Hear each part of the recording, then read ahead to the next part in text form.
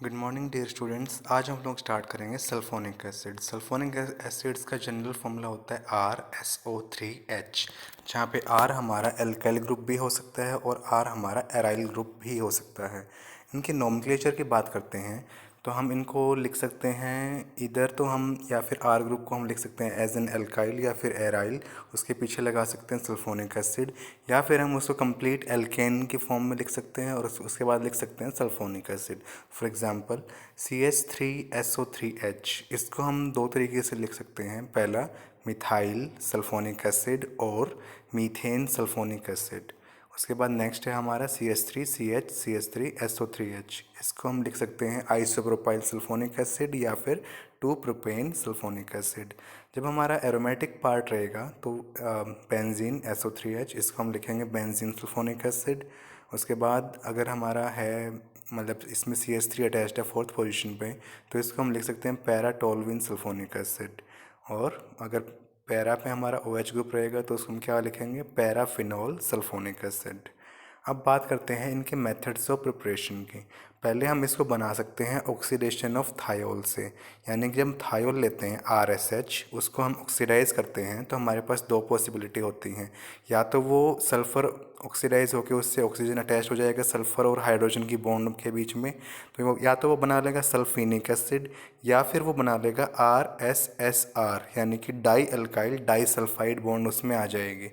तो वो डिपेंड करेगा कि हम कौन सा ऑक्सीडाइजिंग एजेंट यूज़ कर रहे हैं। सल्फेनिक एसिड जब फर्दर ऑक्सीडाइज होने के बाद देते हैं सल्फेनिक एसिड, यानी कि उसमें सल्फ़र पे डबल बॉन्ड ऑक्सीजन ऐड हो जाती है, एंड वो फर्दर ऑक्सीडेशन के बाद क्या देते हैं हमें, सल्फोनिक एसिड, यानी कि जब सल्फ़र में हमारी +6 ऑक्सीडेशन स्टेट आ जाती है। तो डाईअल्काइल डाईसल्फाइड जो हमारा बना था, तो उसको अगर हम फर्दर ऑक्सीडाइज करते हैं तो एक बार तो हमें मिलता है थायोसल्फोनेट एस्टर, उसको फर्दर ऑक्सीडाइज करेंगे तो हमें क्या मिलेगा, डाईसल्फोन।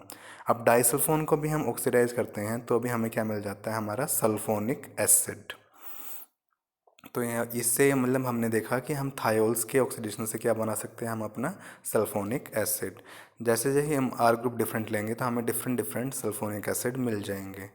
तो सेकेंड मेथड ऑफ प्रिपरेशन होता है इसका सल्फोनेशन ऑफ एल्केन, यानी कि हम एल्केन को सल्फोनेट कर दें तो उससे भी हमें क्या मिल सकता है, हमारा सल्फोनिक एसिड। एग्जाम्पल लिया हमने किसका, एन हेक्सेन का, उसको हम ट्रीट कराते हैं कॉन्सेंट्रेटेड H2SO4 के साथ in presence of sulphur trioxide, या फिर इनकी जगह पे हम ओलियम भी ले सकते हैं।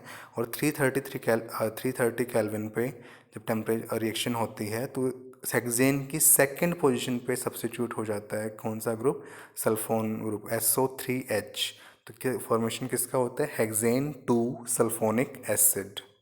ठीक है। तो उसके बाद फिर नेक्स्ट रिएक्शन हमारी action of sulphuryl chloride on alkanes, यानी कि हम एल्केन्स पे हम सल्फ्यूराइल क्लोराइड जब ऐड करते हैं हम लाइट की प्रेजेंस में, तो रिएक्शन क्या होती है, एनेक्सेन लिया हमने और हमने क्या लिया उस पर, सल्फ्यूराइल क्लोराइड लिया। तो यहाँ पे जो सेकंड पोजीशन होगी जनरली मतलब मेजर प्रोडक्ट बनता है हमारा सेकंड पोजीशन पे और माइनर बनता है हमारा फर्स्ट पोजीशन पे। तो सेकंड पोजीशन पे जब ऐड होती है तो हमारा बनता है 2 हेक्सेन सल्फोनाइल क्लोराइड जो कि मेजर रहेगा, और उसके साथ हमें माइनर क्वांटिटी में हमें 1 हेक्सेन सल्फोनाइल क्लोराइड भी मिलता है।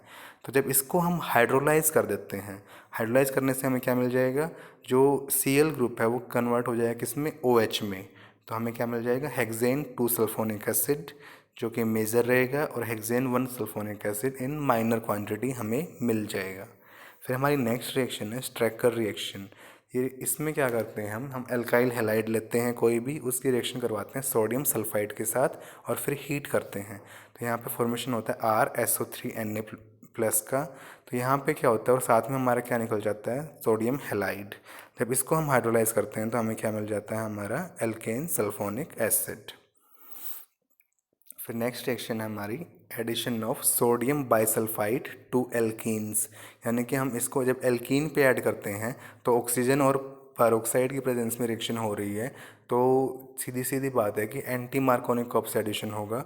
तो जो नेगेटिव पार्ट है वो कहाँ जाएगा, हमारे उस कार्बन पे जाएगा जहाँ इस पे ज़्यादा हाइड्रोजन है।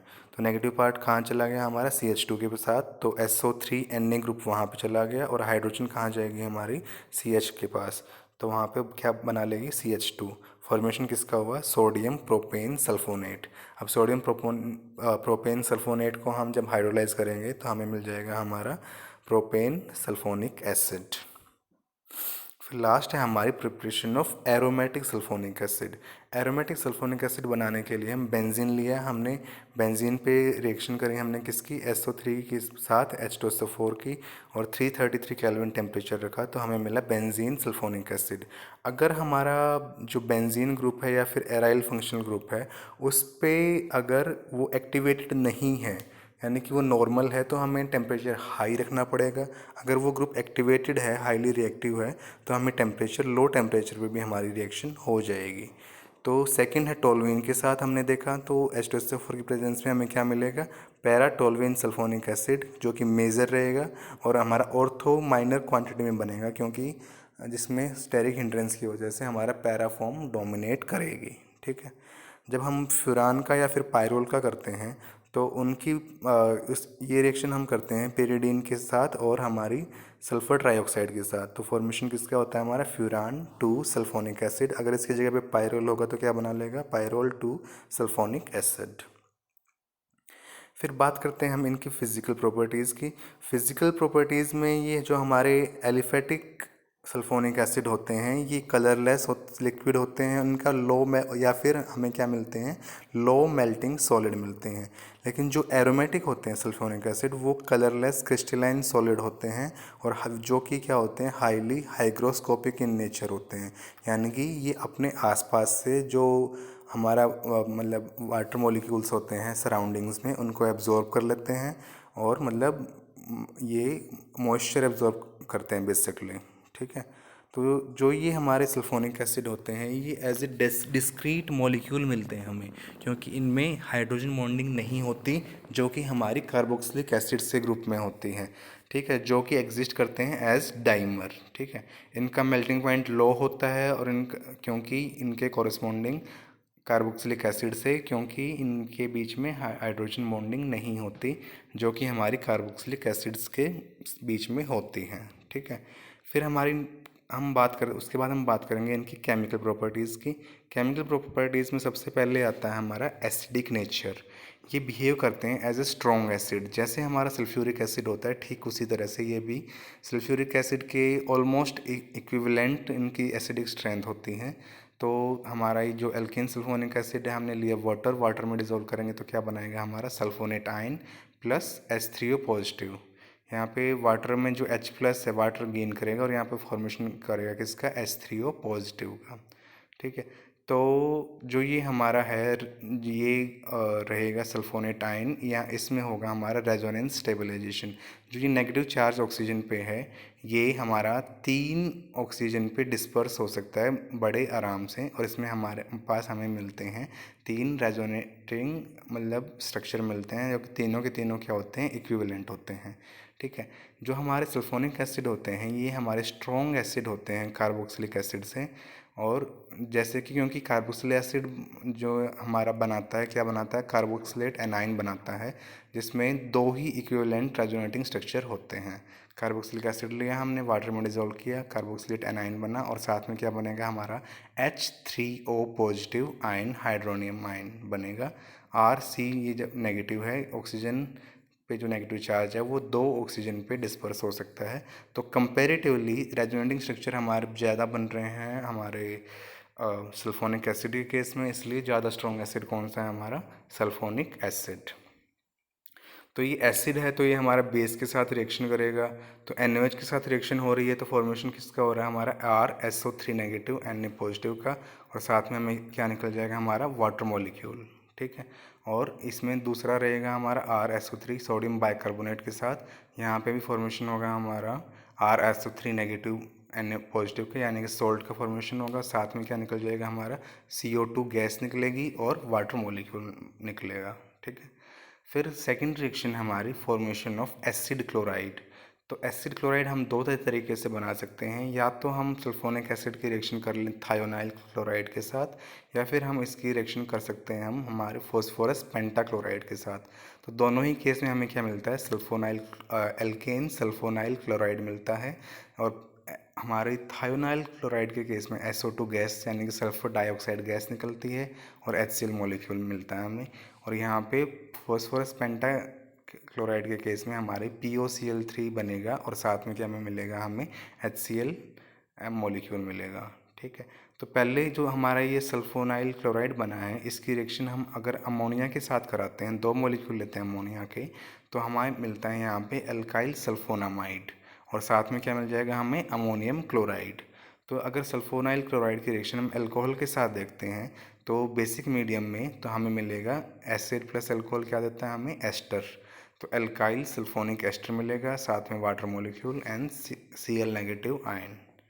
ठीक है, फिर हमारी next reaction formation of anhydride.